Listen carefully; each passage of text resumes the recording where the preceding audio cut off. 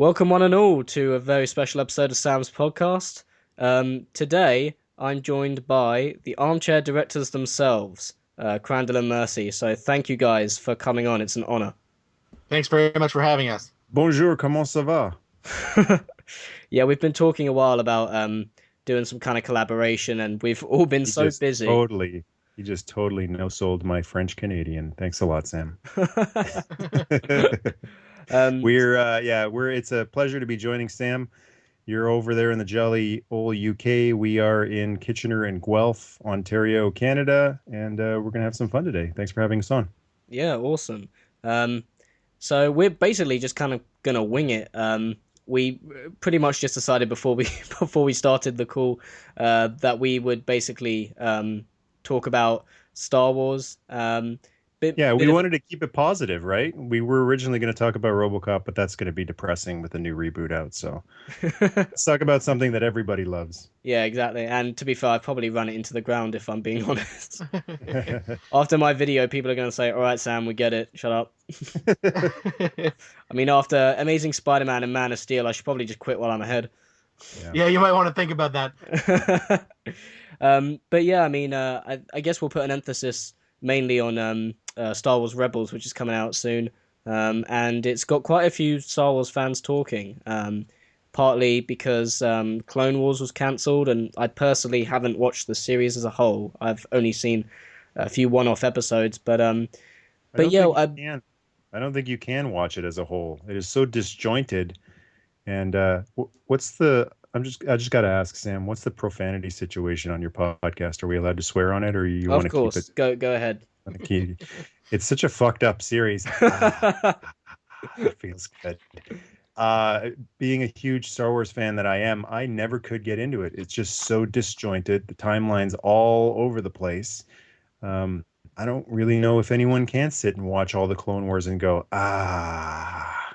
It was a show that I think got better as it went along, though, because the first few seasons are pretty rough, where it could never decide if it wanted to be a show for hardcore Star Wars fans or it wanted to be a kids show where kids can just watch Yoda do cool things. But as it went on, it did start to get a little bit more serialized and had bigger arcs and a little bit more impact and a little bit more gravitas. And certainly it got, I thought, better. I'm still making my way through to the fifth season. And then, of course, it was just announced that the lost episodes are going to come on Netflix sometime this year. So Woohoo. maybe we'll see if it'll actually pan out and be pretty good.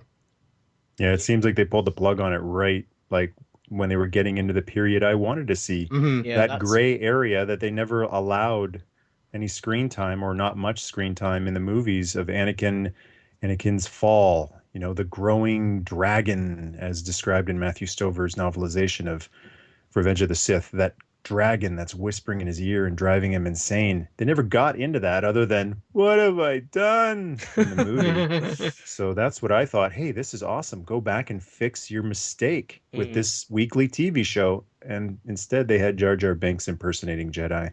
Yeah. animated shows have this really annoying repetitious habit of being cancelled right when they're getting to the peak. And I have no idea why. It seems to be happening with every single one of them. But the reason I never really sort of decided to check out Clone Wars, it's not really I went out of my way to not. I can't sit through the film. I just can't sit through it. Now, you're Yeah. talking about the Clone Wars film or the prequels? Yeah. The The Clone Wars Clone Wars film is film, yeah. brutal. Yeah. I mean, Absolutely brutal. I mean the prequels. I mean, there's a whole thing about that. And people will know I'm not a huge fan of the prequels, and I'm in between on three. But I think the Clone Wars, that's wafer thin ice. It just t- Sam, you don't like the prequels. us. What? Are What? you serious? We found How? the one guy who hates the prequels. But Sam, how? I mean, they look amazing. The special effects, and there was so much green screen used and CGI. How can you not love the soulless prequels? Well, I was loving it, with Jar Jar Binks and all that. But the second they stopped giving him screen time, I just lost interest. Yeah, Well, I think that's the reason understandable. those movies didn't work is because Jar Jar Binks didn't step in enough shit. Yep. And I really hope that episode 7 focuses on what happened to his grandkids. Oh, for sure. Yes. Yes. But Yeah, the Clone Wars movie was, we reviewed it, and I shit all over it.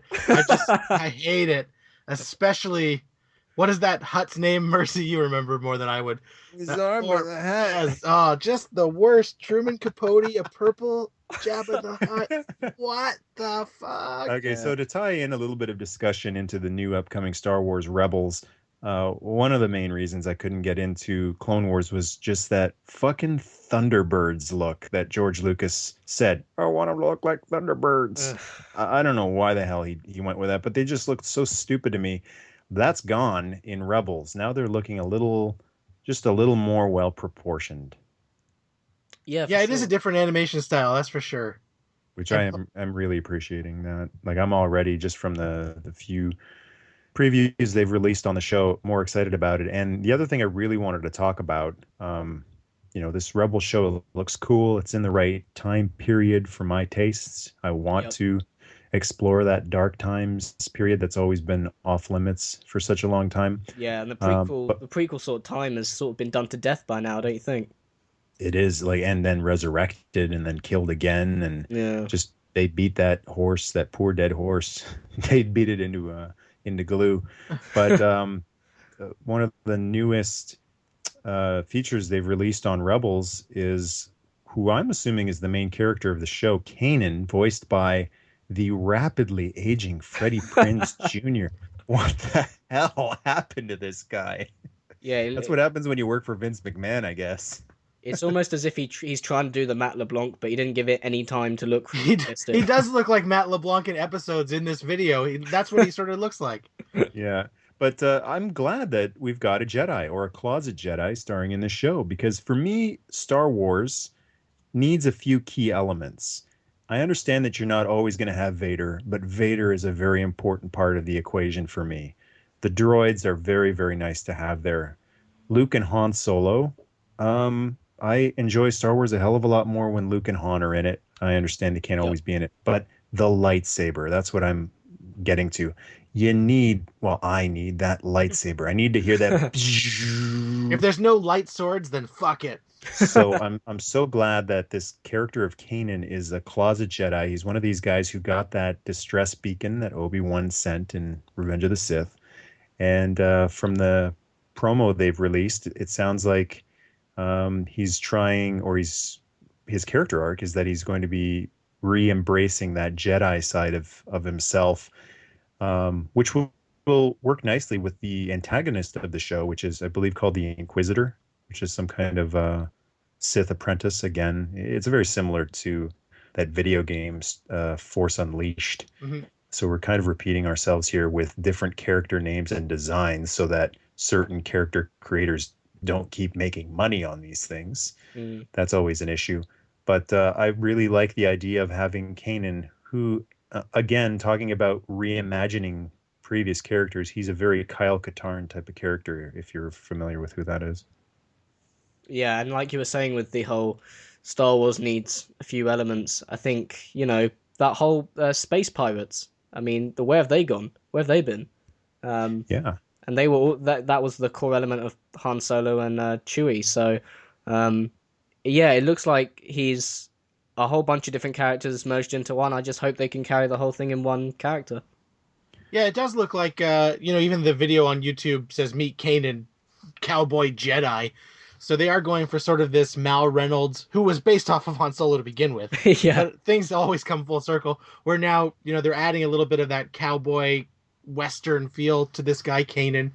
And he looks pretty cool. It looks like a decent character design. They might be trying too hard with the ponytail and the little goatee. I'm just relieved there's no rat tail. Oh, shit. I was going to say I'm relieved he's not wearing a Jedi robe. Yeah, at least. Yeah, what the hell is up with that? I'm in hiding, but I'm still dressed as a Jedi. That's and always I have bothered me. lightsaber hanging off my belt. Refresh my memory. Does Kanan have his lightsaber hanging in plain view? If he did, he's an idiot. They just released some pictures from Toy Fair today of some Star Wars Rebels figures, and they've got the Inquisitor, Kanan, and a couple others. He's holding a blue lightsaber in these toys. I'm just going through the promo again, and from what I'm looking at, it doesn't look like it's just hanging in plain view off his belt, which At least that's something. I hope it's not, because if it is, that kind of lessens Luke Skywalker's impact in Return of the Jedi. I love the fact that Luke Skywalker shows up with, the lightsaber hanging off his belt. It's a statement saying, I'm a Jedi and we're back. Oh, wait, I'm looking at there's some storyboards later on, and it does show his saber hanging off his belt. So that's one problem when you keep bringing in these long lost hidden Jedi, like General Rom Koda in The Force Unleashed, and now Kanan. Every time they do that, it really lessens the impact of the old Jedi hermit Obi-Wan hiding out in the desert, and the old Jedi Master Yoda hiding out on Dagobah, and then the young upstart Jedi Luke, just boldly proclaiming, hey, I'm a Jedi and we're back. But it's not like Luke can be in the show, so or Ben for that matter. So you take what you can get sometimes. Now, what do you guys think about Freddie Prinze Jr. voicing him? I don't think much of Freddie Prinze Jr. voicing him. Now, he's a guy who his acting was always very limited. Just a second. You obviously haven't seen Scooby-Doo. Oh, yeah. He was just through the roof in that one. I can't believe he was passed over for an Oscar nomination. And not many people can pull off an ascot, but that guy did. Velma? He did. But I also saw Wing Commander. So, I'm never forgiving that guy. I forgot about that. He's okay. And I'm sure voice only, they probably can get what they want. And it doesn't sound like he's going to have to stretch too much, especially this is a Disney show, right? So how much is he going to really have to bring to the table other than that the animation is not going to already have there? Yeah, but wait, bringing up Disney shows, there was that Tron Uprising TV show also on Disney XD, and the voice acting on that was through the roof. Mm-hmm. They had Elijah Wood, who didn't phone it in. He was just amazing in it. Every other actor on the show too, Lance Henriksen, and the Box himself, Bruce Boxleitner, who in that final episode, man, it still gives me chills to remember seeing him go, what's the line again? The good news is I'm healed. The bad news is I'm healed. So I'm a little surprised that they went with Freddie Prinze Jr. He's kind of Matt Lanterish to me. Just a deep voice who says all the lines the same. Yeah. I don't think he's the type of guy who can really get that kind of cracking voice. And maybe they don't want to go in that direction at all. But you would think that if anybody would have a lot of weight on their shoulders, it would be a Jedi, and that would be a good character for some dramatic scenes. Mm-hmm. Has he done any particularly interesting voice work? As anything like that stands out? No. Okay. Without checking, just say no. It looks like he was a voice in Mass Effect. So I haven't played those. I know they're well-respected games. He comes from a very good pedigree, too. His father was on Chico and the Man, wasn't he? Mm-hmm. Anyways. Don't mind me, I'm just drawing the curtains. So, another thing I'm really excited about seeing in Rebels is the return of the familiar spaceships. Yeah, and the Ralph designs, that'll look... hopefully that'll look awesome. Uh-huh. You guys think we'll see a partially constructed Death Star in the show? Well, I guess if they're following the same... which they almost certain they are. If it's supposed to be in between 3 and 4, I don't see any reason why they wouldn't show us. Because we saw one at the end of Sith. Yeah, and it should be pretty much half done, or close to being done. Yeah. Yeah, how many years is this after Sith? Do we know? I think it's closer to New Hope. Okay. I don't think it's just a few years after Sith. Yeah, I don't know if they've officially said when it is taking place timeline-wise. Which is nice. It's nice to not have everything spoiled. Mm-hmm. Do you reckon this will... Because I remember for years they'd sort of been... They weren't exactly promoting it, but they'd just sort of been saying every now and then, oh yeah, we're going to do a live-action Star Wars TV series in between episodes 3 and 4. Do you reckon this is basically going to be that show and they're never going to get around to that live-action series? probably for a long time there was talks. It was supposed to be called Star Wars Underworld or something. Yeah. And they got really close apparently in like the development phase, but I think they realized it was going to cost too much to make, especially when there are shows that can pull it off, like a Once Upon a Time or something that are a bit grander scale special effects and stuff. But they pretty much put it on lockdown once they decided they were going to do episode 7, where they don't want to have live action Star Wars for free on TV on a weekly basis, because what's the incentive to then pay to see live action Star Wars at the theater? Right. And the other thing to consider is George Lucas is not a risk taker anymore. No. He was in his earlier in his career, and that's how he made his fortune, by rolling the dice and betting the farm. But these days, no. Like, if he could do it cheap, he did it cheap. And the prequels are a perfect example of that. Clone Wars is a perfect example of that. For all of the praise it gets, he still did that as cheap as possible. He sourced it out overseas to an Asian animation studio instead of having someone do it locally and create jobs locally. And he did create a lot of jobs locally, but still, from what I had seen of good old Uncle George, who I love, don't misunderstand me, very grateful for George Lucas's contribution to the world of entertainment, but it seemed like he was always thinking more about the money than the integrity of the story. Yeah, I mean, most people, say that whole thing about that he's two different men. You've got the guy who basically did the original trilogy, and then the guy that from Howard the Duck onwards. You've got Anakin Skywalker and you've got Darth Vader. I was just going to say that. Yeah. It'd be funny if he started walking around in a Vader suit. Wait, what's wrong with Howard the Duck? Oh, nothing. Someone mentioned on our show. Cinematic Someone mentioned on our show when they were talking about RoboCop, they're saying, what the hell is with all of these remakes of these beloved old classics? Why don't they start remaking shitty old movies? Yeah. Which is the best approach. They should. So yeah, Howard they should. was the first one that popped into my mind. Remake that shit. Yeah. Well, as seeming as that's a comic book property, sooner or later that will probably get rebooted. Probably. Could you imagine the reboot of Howard the Duck? Who the fuck would they get to star in that thing? Mike Mizanin. Let's get Tom Hardy as Howard the Duck. No, seriously. Google, if you don't know who The Miz is, Mike Mizanin, just Google The Miz and Howard the Duck, and it's uncanny how similar these two look.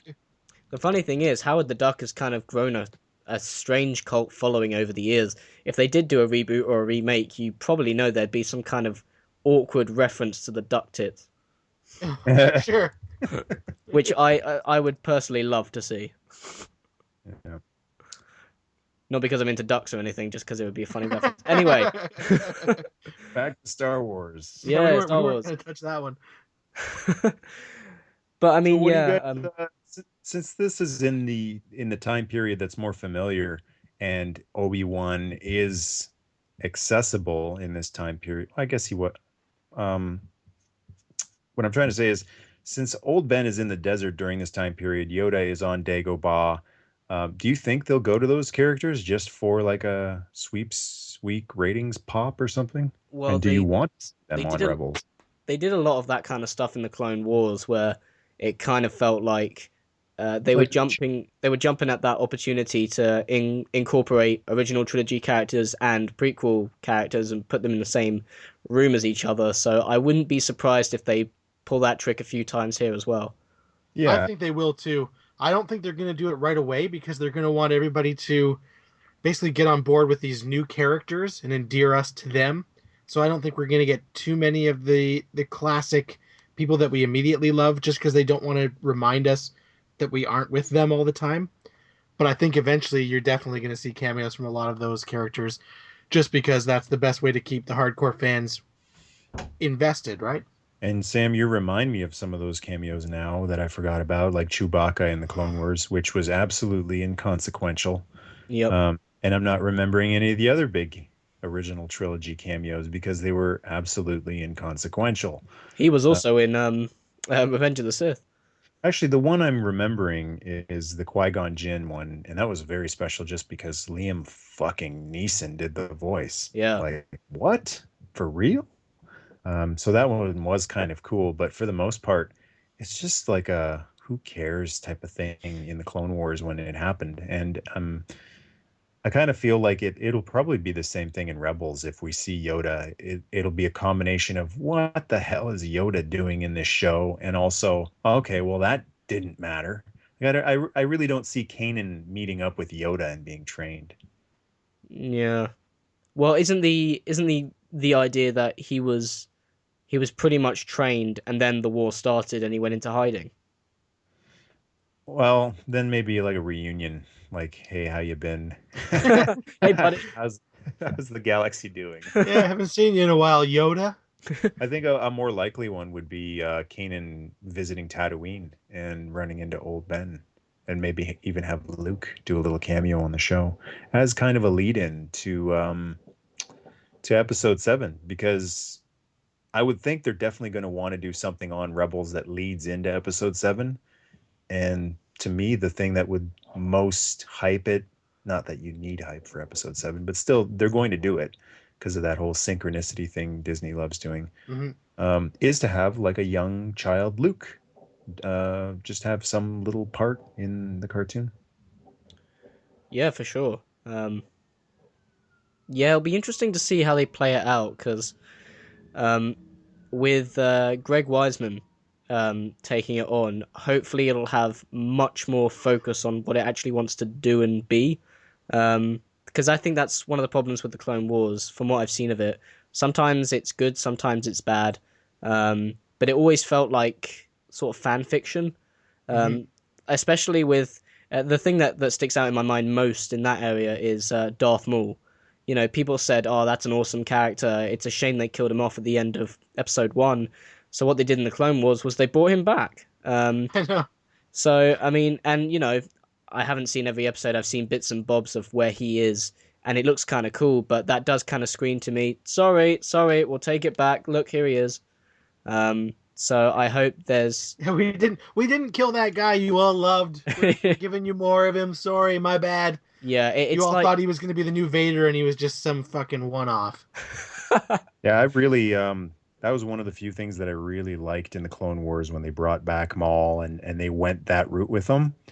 And that's where the voice acting comes in, so where voice acting is so important, because if they had just gotten someone like Freddie Prinze Jr. To try to do that, or even like Matt Lanter, I didn't think was a very good Anakin Skywalker. A lot of people sing his praises, I think, just because the next monkey sang his praises, and the monkey before that sang his praises. So a lot of people go, "Oh yeah, Matt Lanter's good," because these last 6 monkeys said Matt Lanter's good. When I listen to performances, just being a director and a casting director myself, rather than being influenced by other monkeys' opinions, I listen to it and I just imagine, what if he was auditioning for me? And I hear Matt Lanter and I go, this is shit. Like, this is just, "Oh, I'm a deep voice and I'm Anakin Skywalker," and there's nothing, no emotion to his voice. So the fact that they got Sam Witwer, who is incredibly good, that guy is just such an explosive, raw, intense actor, that when they gave him the role of Maul, he pulls it off, where he's doing those scenes where he's crying to himself, "I am death, I am nothing." Like, I totally believed that this Darth Maul character, survived, but not really. Like, that was the big hang up for a lot of people who said, "Oh, come on, how could he survive that?" It was Sam Witwer's performance alone that made me go, well, he didn't really survive. Like, listen to him. He's fucked up, and probably would have been better if he died. Right. Yeah. So maybe let's see what Freddie Prinze can do. Yeah, and that's one of the things where I sort of welcome it when it comes to characters that weren't done right the first time round. Like Darth Maul. He barely has any lines in Phantom Menace, and the fight, he never says anything, and then he dies. He doesn't make much of an impression. But in the Clone Wars, I saw the episode where they brought him back, and it was hard not to get a bit giddy because, it's kind of exciting, when they promise a really cool villain, and he was in all the posters, Uh-huh. and it is nice that they jump to actually right a wrong as opposed to just capitalize on the fact that there's a famous character and they can just put him in the show. Mm-hmm. I would have just brought him back just to kill him again within 5 minutes, just to piss everyone off. Missed opportunity to really slap us again. And I'm actually puzzled that George didn't do that. Well, he eventually does. Does he get killed again in the show? I'm not sure. He doesn't. He's still alive by the end of the show. The brother gets killed. But I think it's hinted that the Emperor has other plans for Maul. So we might be seeing Maul in Rebels, to take it back to the Rebels discussion. Cool. Is Rebels going to be a sort of a kind of sequel series to Clone Wars? Yeah, I wonder. From what I've heard, no. Like there's not. I don't think there is going to be any continuity that they're going to be tied to because of Clone Wars. They've made statements like, no, this is not a sequel. You will not be seeing Ahsoka Tano. No, Rex is not in this. But at the same time, that's a ploy used by people in the industry, and me and Matt are in the industry. But you don't even have to be in the industry to recognize it. People lie to make you more excited about shit that you didn't think you'd ever get. So when George Lucas says there aren't going to be any more Star Wars movies, and then 20 years later, I'm going to make some prequels, and then he does the third one and goes, there'll never be another Star Wars movie. And then all of a sudden you hear they're making 7, 8, 9. It's a ploy that people keep falling for. Yeah, and everyone keeps saying to me on my review of Phantom Menace, I go through this whole thing about how I personally don't think the prequels are necessary, but they still had an opportunity to make them good movies. But there's a point where I say, the original trilogy was written to be a 3-movie story. And everyone says to me, no, actually, George Lucas always planned for it to be 9 movies. And it's like, you clearly haven't done enough research to see that he says something different in every single interview. Exactly. To the point where I just don't trust a fucking word that guy says. Like, if he released an autobiography, I would not be surprised if it was just full of lies. Exactly. I mean, he said a lot of things. That's true, and he's recanted a lot of things and changed his mind. And he might be the greatest troll that ever lived. I would love to read a George Lucas autobiography that was full of nothing but lies. I think it would be incredible.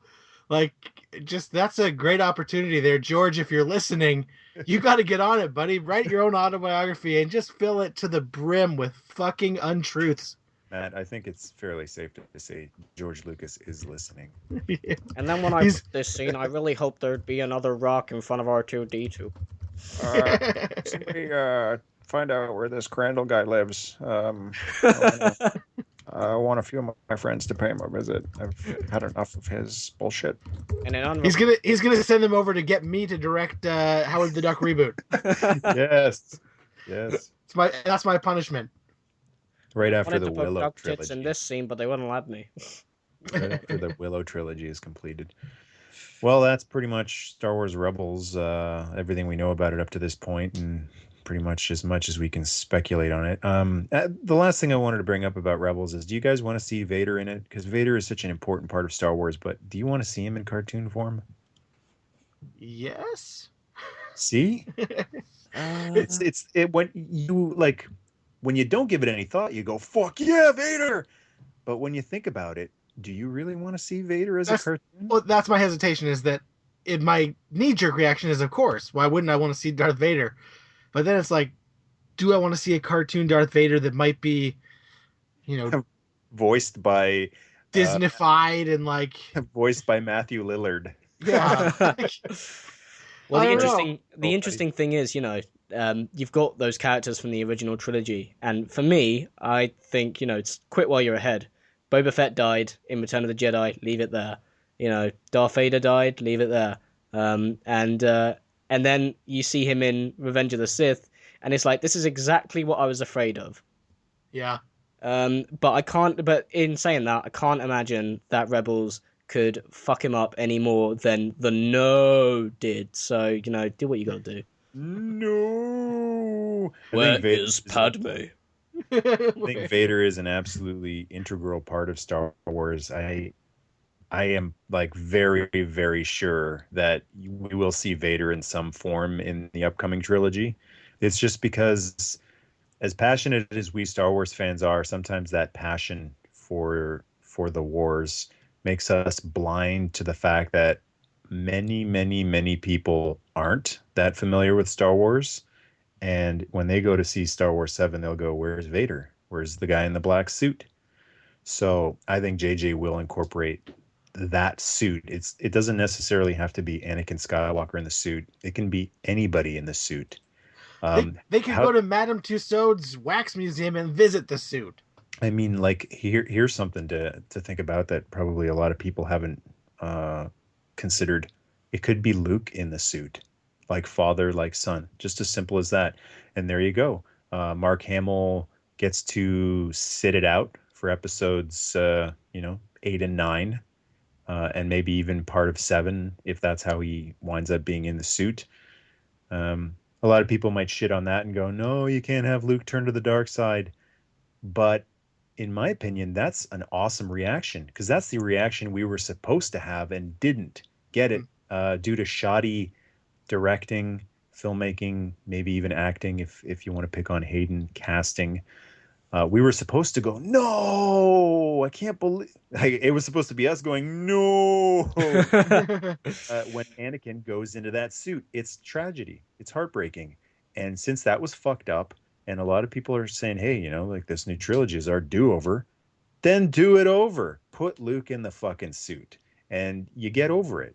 People will get over their whining and bitching. And that's actually the point, to whine and bitch and feel betrayed, feel like your childhood was raped, that this beloved, pure, good guy, Luke Skywalker, gets corrupted and ends up in the suit. And then if you want to have history repeat, have his son save him again. Why not? Interesting idea to go with it, maybe. You really want to watch a trilogy of old, like 65-year-old Mark Hamill in a robe waddling around? Well, I don't want to watch that either way. I've been saying for a while, I love the original cast, but I mean, let's not have another Kingdom of the Crystal Skull here. Yeah, I'd rather just put Mark in the suit and have him hobble around in the Vader suit, and it's cool, all great. We got the suited Vader again. Tweak the suit if you want to, sell variation on the merchandise, and we know Luke is in there, and it's a good story, and I don't see what the issue is with repeating it again. It's not a big deal. Mm-hmm. Yeah, for sure. Yeah. Conversation killer. I know that's going to be it's tough, man. It's going to be heavy for a lot of people if that's what happens. Well, I think it's safe to say Star Wars Episode 7, whatever it does, it's going to disappoint a lot of people because so many people will have had expectations on the kind of story they would like to have been told, because Star Wars has, whether we like it or not, I think all of us have elements from the entire franchise that we do not like. Right. And whether we like it or not, that is now part of the story. And it's not our decision whether they wind up in the new films. It's the filmmaker's decision. So there will undoubtedly be things that, there will be things from the prequels in Episode 7, I can imagine, that I will not like. But you know what? As long as it's a good story with good characters, and it actually helps to expand the universe, and it isn't just one giant, "Oh, hey, remember the good old days with Han and Luke and Leia?" I think it can be something really special, but it's such a sensitive sort of beast to tackle that all I'm doing is crossing my fingers and hoping they can pull it off.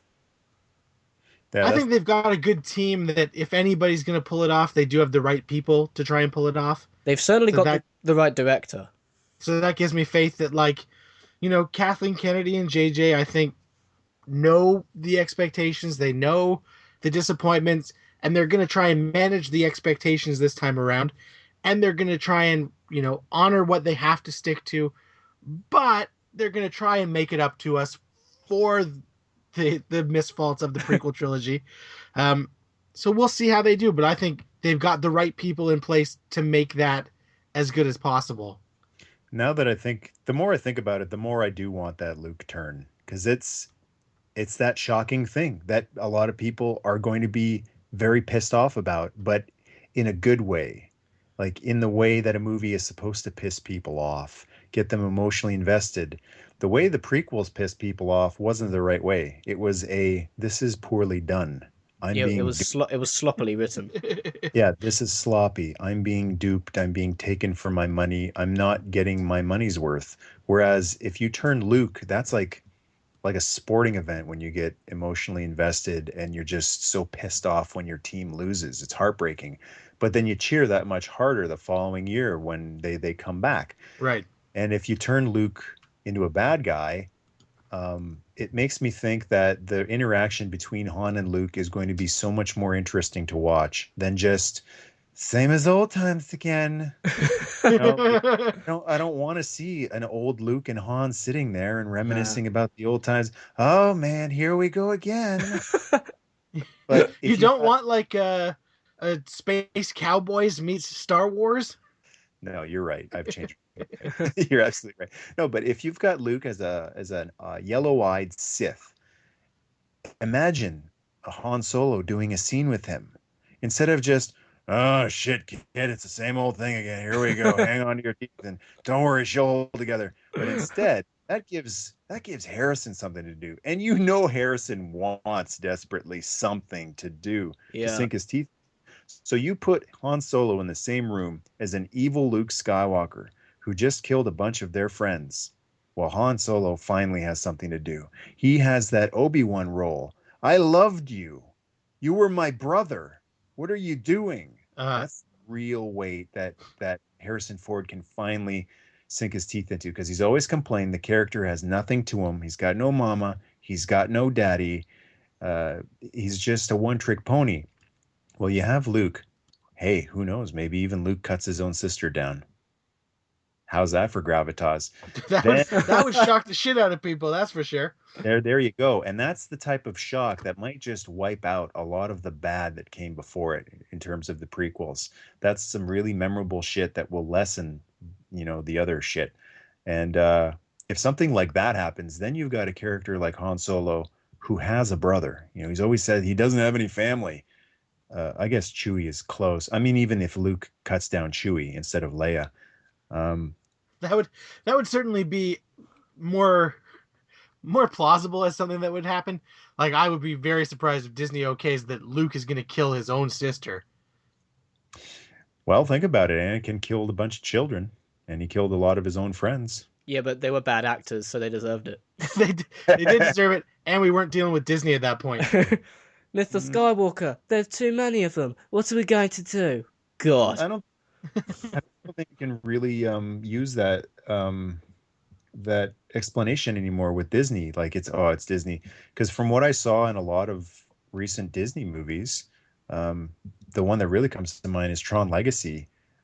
There's no G-rated type of safe storytelling being told in Tron Legacy. That is totally a Holy Trinity story about the Father, the Son, and the Holy Ghost. Yeah, but Tron is not Star Wars. Well, I mean, right? Like, it's not it in terms of important properties for Disney to manage. Tron would maybe be like number 50 on their list, whereas Star Wars and Marvel will be 1 and 2. But you got to remember, going back to the root of Star Wars before Disney involvement, and I think Disney will keep this. The whole point of Star Wars is that it's about a guy who turned on his friends. He killed all his friends. He indirectly, originally, I was led to believe he directly killed his wife, and I guess that's up for debate. But that's heavy shit. That's not Disney stuff, and they're embracing that. They're not going to ignore that Anakin Skywalker killed his wife. I mean, that's there. It's always been the root of the trilogy. Yeah, and also I don't think in terms of the rating and how dark you can do the story, if we think about it, the original trilogy, I mean, they've got really dark moments in them, and they weren't rated, R or anything like that. You've got arms getting cut off. You've got almost incest. Well, and I think we will see a bit of edge to it. Like, I don't think it's going to be watered down completely, especially, like I said, with JJ and those people involved. But our hero for 3 movies now turning and murdering his sister. I do. No. Yeah, it would. If not Yeah, his sister, then someone else that's you just really wanted to very kill someone. well. If not Leia, then like it doesn't have to be Leia, but somebody else near and dear to the fans and to That, the characters in the movie, like Chewie or Han. or let's get George Lucas gets murdered by that Luke Skywalker on screen. that'll get a cheer. What I'm just saying is, um, what made the original trilogy work so well for me is because it wasn't just a baddie. It was a betraying son of a bitch. Like that's what Vader is. He's not just a bad dude. He is a Benedict Arnold. So who can you do that with in the new trilogy? I don't want a Yuuzhan Vong or whatever the hell they're called, or some other alien to just show up and go, I'm the new bad guy. I don't care. What have you done? Well, I'm going to kill a bunch of people. Okay. Who gives a shit? So you killed a bunch of people. It's so much more powerful when it's not just a stranger that comes in and kills people, but when it's an inside man who betrays them and kills them, which is why Vader worked so well. And they have an opportunity to do that in the new trilogy now. And it's a ballsy move. But I think it would make for the most interesting story. Luke, shall I try on my golden bikini again? No. That's how the scene's gonna go down. That is a much better reason than He's not even. Aiden's. He didn't even turn to the dark side. He just had to stop what was coming. It's for the good of the galaxy. Who knows? Maybe it's Leia. They I might mean, put Leia in the Vader outfit. That might actually work best for everybody, since well, the they're gonna have to give Leia something sort of more, sort of important and empowering to do, because the way Jedi ends is the implication that she will become a Jedi. Yeah, but they can just wipe it away with she got hooked onto electronic cigarettes and said, fuck the Jedi Order, and she just started sleeping her way through the galaxy. They found coke in this galaxy. Yeah. Because Carrie Fisher, when I saw her this past summer, she is looking rough. Yeah. Hard living. Yeah. Thinking the more hologram Leia in there, the better. Yeah, I think we're gonna need a lot of hologram Leia, or basically they're gonna have to, that technique they used like in the X-Men movies where they basically smear the actor's face to get the lines away and make them look a little bit waxy. She's just gonna look waxy as shit. She's not even gonna move. She's just gonna be a wax model. Yeah. But I mean, if I imagine them doing that sort of dark story, the character I can see them doing it more with is Han Solo, because I can imagine Harrison Ford suggesting that turn. But then again, I kind of don't like this idea. Especially if they're going to throw him in a suit, because then Harrison Ford doesn't even have to do the next 2 movies. They can just have a guy in a suit playing evil Han Solo. Han Solo doesn't have the Force with him. I don't see the threat of having Han Solo turn evil. I think the key is to have someone who has the Force abuse that, not be responsible with that gift. That's why the Vader character worked so well, because this guy was so powerful in the Force and he just wasn't responsible with it. Well, and that's why the rumors were that it was maybe going to be one of Han and Leia's kids.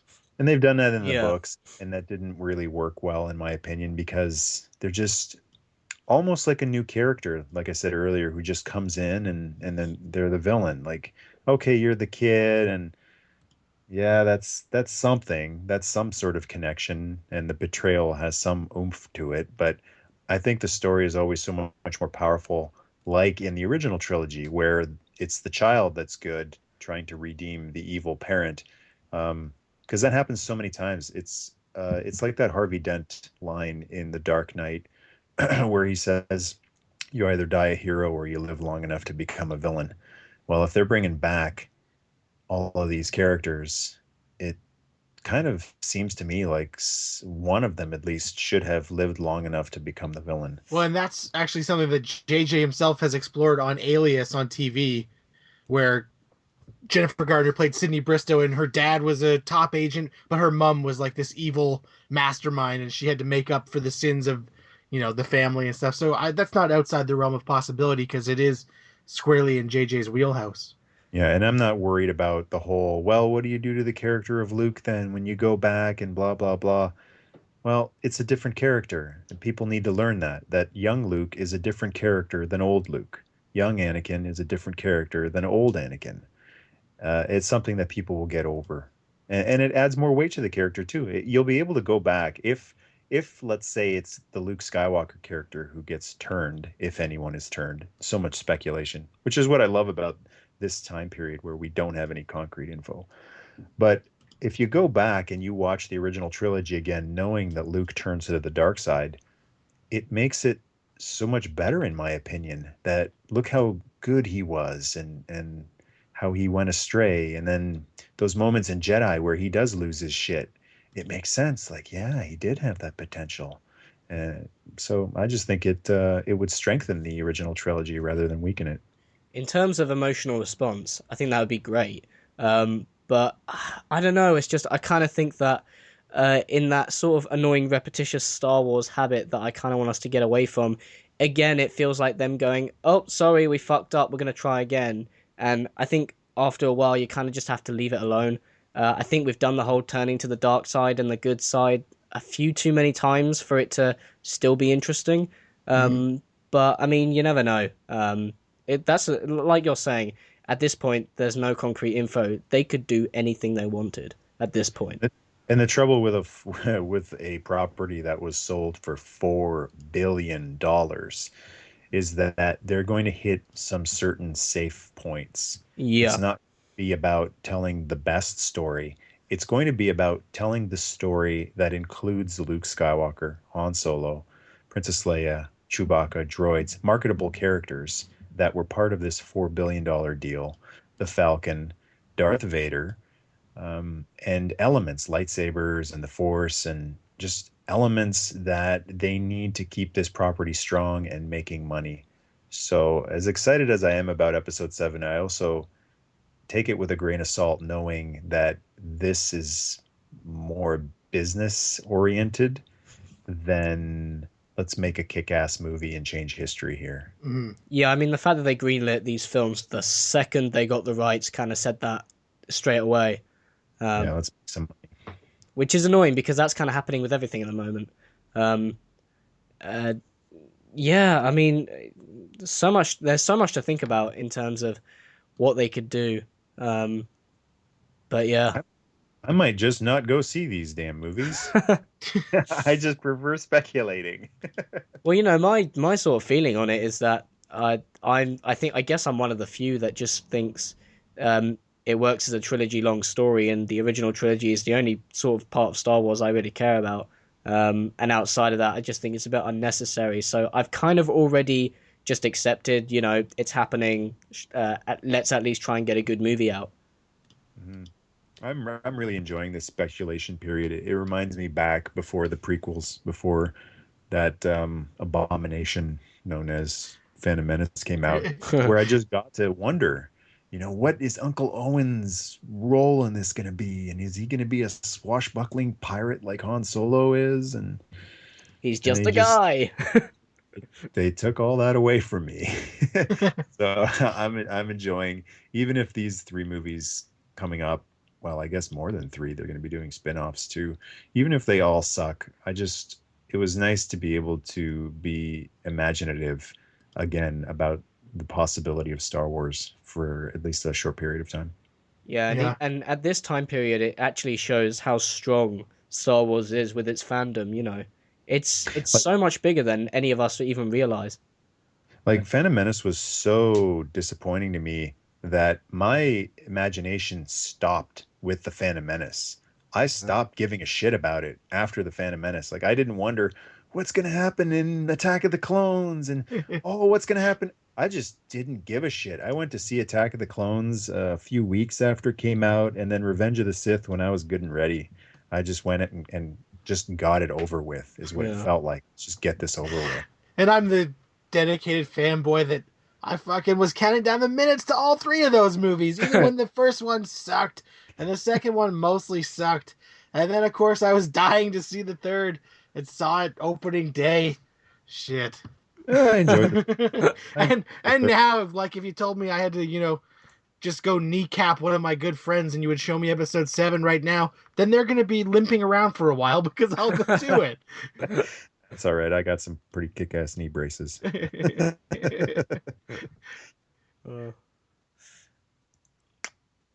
But yeah. That's guess... yeah, that's Thanks who knows for listening, and until next time.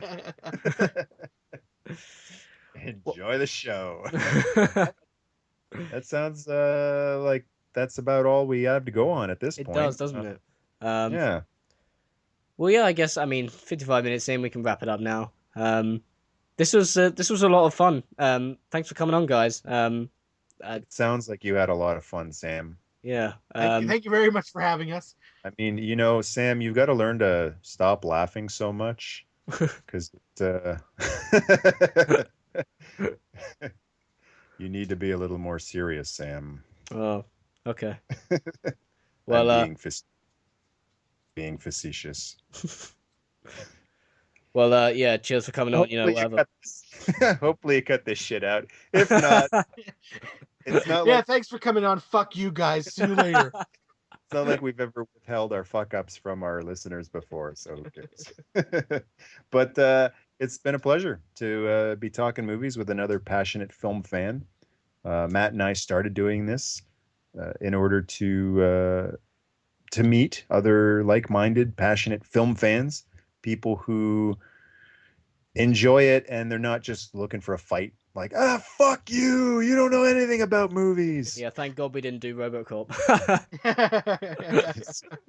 That's who you become when you talk about RoboCop, eh? Oh God, you don't want to meet that guy.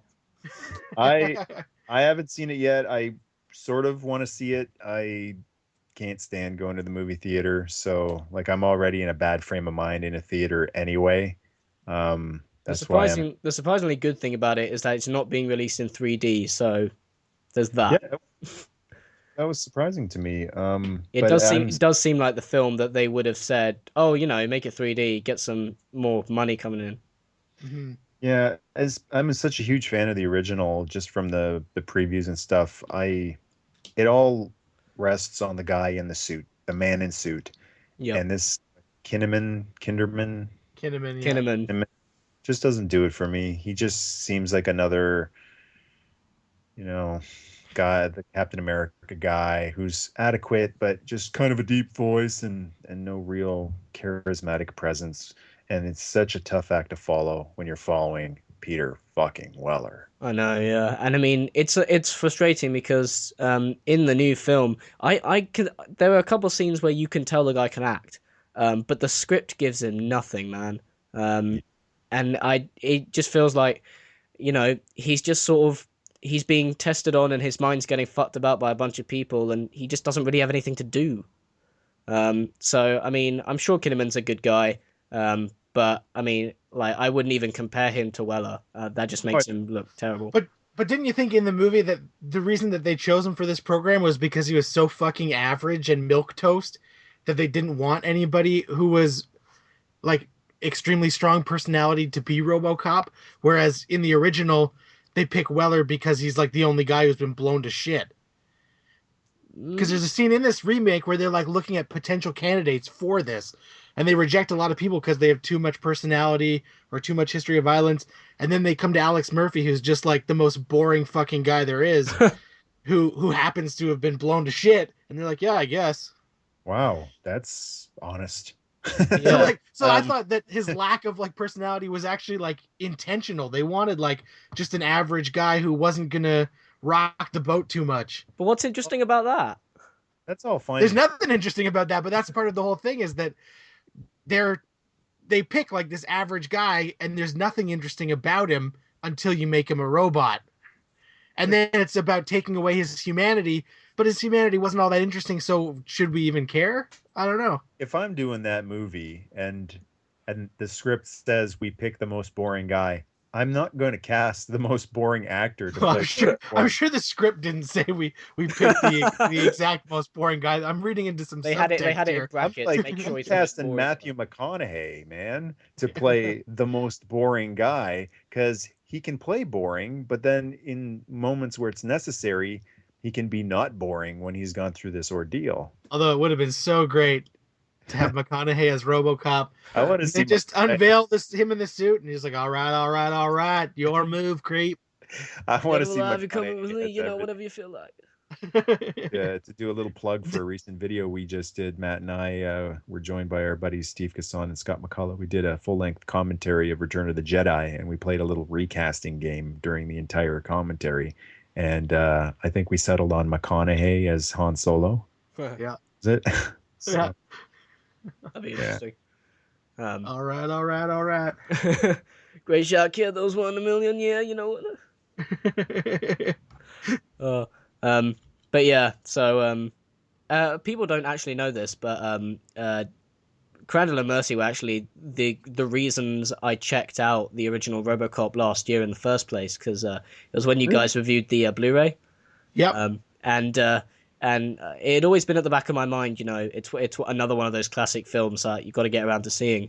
And I'd seen Total Recall the year before, and it was the same director, so I thought, okay, let's get this over with, and I absolutely loved it. So it is great that we finally get to come together and have a good discussion. Because yeah, I mean, you guys are awesome. Love your stuff, and anyone who's listening to this, if you're not subscribed to them already, fucking subscribe to them.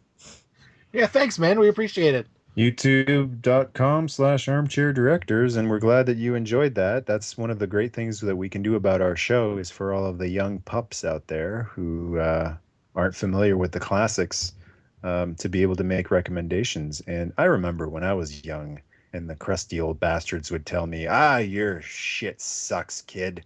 Your fucking music sucks. Your movies suck. You need to go and check out Bullet. So I'd go check out Bullet, and I'm like, what the fuck is this? This is not a good movie. What the hell are you telling me this is a great movie? So that's a little bit of nostalgia coloring a lot of the old guard's opinions. I like Bullet. There's good parts to it, but you can't tell me you sit like on the edge of your seat entire movie. It's not a riveting movie, but it's got some great scenes. It's not riveting. So when we do our favorite classics on the show, I would like to think that it's not really, us painting it with nostalgia. When we review movies and when we do full-length commentary, we have done a commentary on RoboCop as well. It feels like it's like 2 hours of gushing, but I think it's very objective. I think the reason Crandall and I love these legendary classic movies is not because we liked them as a kid. I think it's because they're so well made, that no expense was spared. They went the extra mile. They just worked their asses off, and you can tell when that type of heart and soul is on the screen. Yeah. So it's cool to hear from someone who hasn't ever seen it before, like yourself, Sam. Watching that movie, and you see it too, and you don't see the datedness of it. Instead, you see the quality on the screen. And then, unfortunately, when you go and see the remake, it might not necessarily have the same type of passion in the remake. Yeah, and I mean, I sort of went into depth in the video, but either make a reboot, which I think they should have done, or don't make anything. Because of all the films to remake, RoboCop is not one of them that needed one. It is, by all intents and purposes, perfect in its execution. It knows what it wants to do, it knows what it wants to be, and it achieves it flawlessly. So, I mean, some people are liking the reboot. I'm not seeing it myself, but, I agree with what you just said there, with certainly tone-wise, the first movie absolutely nails exactly what it wants to do. The tone is perfect. And this new movie doesn't have the ambitions that the old one had. It isn't trying to be something super clever and subversive. It's just like a face value action movie.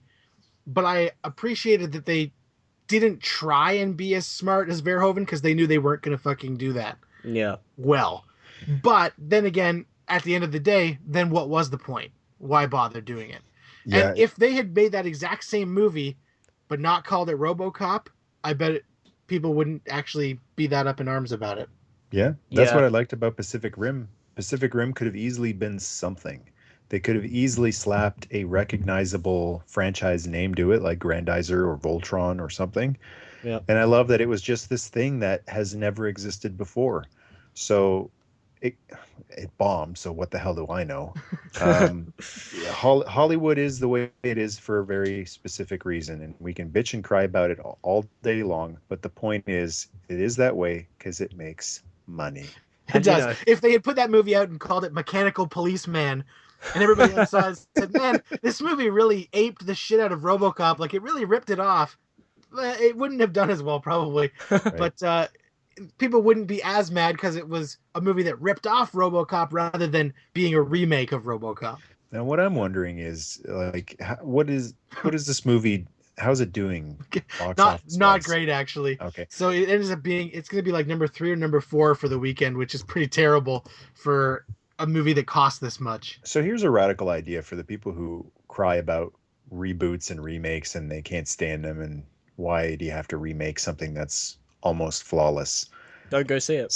Sam, if you can go and watch a movie like RoboCop for the first time last year, like you said, and you feel like this is a great movie and you don't feel like it's dated and oh my God, this doesn't hold up to the test of time. There are some classics that do stand the test of time and will for a very long time to come. Oh, for Rather sure. than rebooting the property, why not just release? And this is going to be a hard concept for a lot of egos out there to get around because they're just going to go, fuck it, I've seen it, why would you do that? But if you can feel me and follow me here, instead of rebooting and remaking a classic old near perfect film, why not just re-release the thing in theaters? Give it the 3D treatment to bring it up to today's technical standards and all the sound upgrade and all that bullshit. But would it have been so bad to just release 1987 RoboCop in 3D in theaters today? And this is why I'm saying some people won't feel me because they'll go, what? Why? The reason I say that is because you know how many people out there haven't seen RoboCop? Tons and tons and tons of young people haven't seen it because it's 1987 and how good could it be?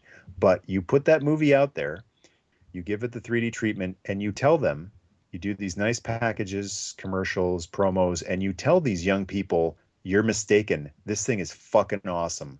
And it's going to blow your mind when you see it in the theater in 3D. They're going to change their mind very quickly. And it might make just as much as the reboot did, and maybe even more. Who knows? You never know. Now the silver lining is because of the reboot, they did just re-release a new edition of RoboCop on Blu-ray. It's $10. It looks way better than the other one. Cool. Fantastic job on like the restoration of RoboCop. So there is like a great version now of RoboCop out there for fans of the original. And they did they re-released Back to the Future in, I think it was 2010. I went to go see it, and a few me and a group of friends who were all fans of it went to go see it. So I mean, they do it for some of them. I don't know why they don't do it for the whole lot. And what a great idea. I mean, no production costs required to make a whole damn new movie. Mm-hmm. Just put the old beloved one out there, throw it up on the screen. That's for a lot of the diehard fans, that's a great little bit of nostalgia. They get to see their favorite movie on a giant screen instead of their TV screen at home. And it takes away a lot of the butthurt that people have when their favorite old movie gets remade again and they're remaking it again. Just put Predator out there, man. Put the Arnold Schwarzenegger Predator back out there in theaters. I don't know if there's much to 3D-ize it, but put it out there. Put T2 back out there. They did put Predator on 3D Blu-ray this year. What's the point? The hell is the point? And there's also a certain amount of respect that you've got to pay towards the films that probably inspired a lot of filmmakers that are trying to get into film now.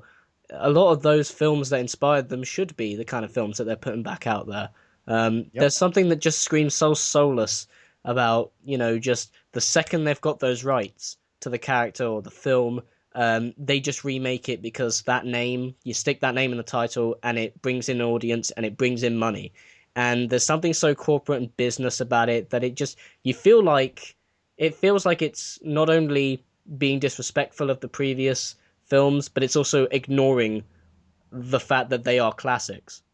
Yeah. So yeah, I mean, yeah, I kind of felt that way with Spider-Man as well. You know, even though the new one is a reboot, I mean, wow, like They're they didn't all even wait.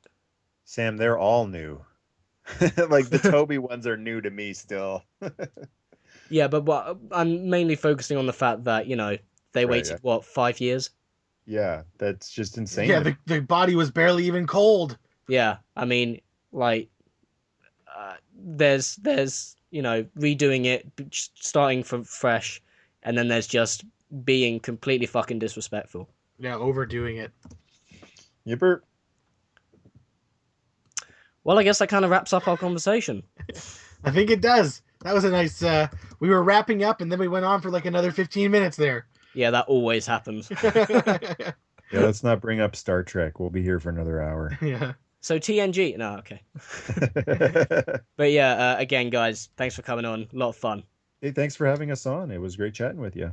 Awesome. And thanks to everyone else for listening. I'm Sam, and we have been Sam and the Armchair Directors, and it'll be nice to have you guys on another time.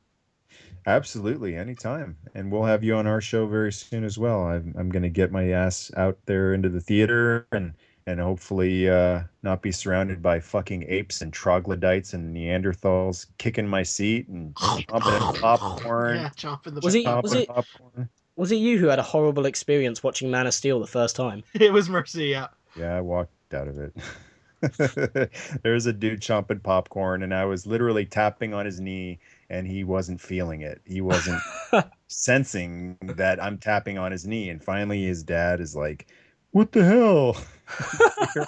You're a fucking Neanderthal. That's what the hell." No, I'm never, I never let people make me angry in theaters. It's important whenever you're in any type of conflict situation, especially in a theater, to deliver the message calmly, to not ever get angry, because if you're angry, they'll be angry, and then they'll make you more angry, and it's just it's just a circle of hate, like Vader. Fear leads to anger, anger leads to hate. There you go. Hate leads to a refund of your ticket. You can watch the movie later. So I'll catch a matinee where there's just a bunch of well-behaved moms in the with their babies. Maybe I'll go to only Stars and Strollers for Mercy from now on. Stars and Strollers movies for mommies. That's it for me. Well, yeah, I saw Frozen off like at a time after school on a weekday. Fuck, I'm never doing that again. I will take screaming babies any day over dumbass fucking teenage girls giggling and stupid ass motherfucker teenage boys adding witty dialogue to the movie and cell phones. Oh my god, nightmare.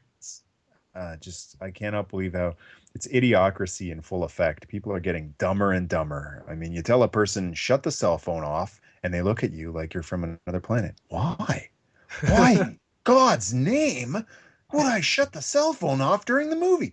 What is wrong with you, sir? Yeah, I don't know. I guess something's wrong with me, I guess. Some guy got shot in a movie theater for texting. So it's fucking ridiculous. What is like the whole experience of how it can be sometimes.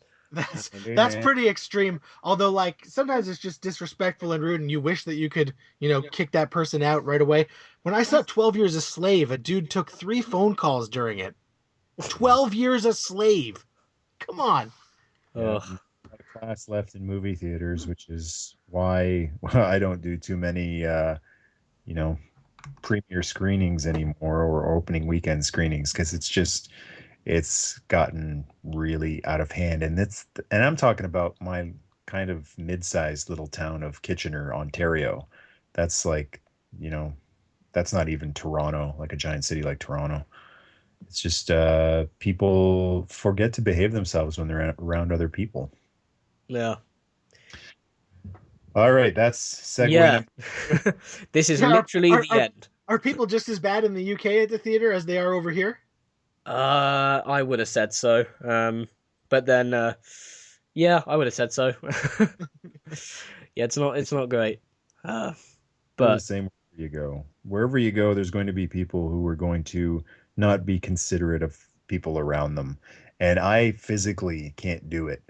I can't take candy out of a wrapper and do that to another person because it almost physically causes me pain to do it. Like when I reach in, I'm like Indiana Jones, reaching for doing the sand swap with the golden idol. I'm like, like it, as loud as it is to someone sitting behind me or in front of me or beside me, it is 1,000 times louder to me. yeah. Can't physically put them through that, or chomping popcorn or rustling a bag, or I kick someone's seat and it's like I've been kicked 1,000 times harder. Like, I am so sorry, I just accidentally kicked your seat. And shit happens sometimes. That's theater seating is always shitty. They always cram you in like they're like sardines. So you're gonna bump people by accident. But what I'm talking about is when you're kicked 50 fucking times. Yeah. So yeah, everyone, thanks for listening. I'm Sam, and yeah, this was a lot of fun. Thanks for coming on, guys. Thank you very much. Thank you very much for having us on, Sam, and we're looking forward to having you on our show as well. May the Damn force right. be Yeah, thanks a lot, and we'll see you later.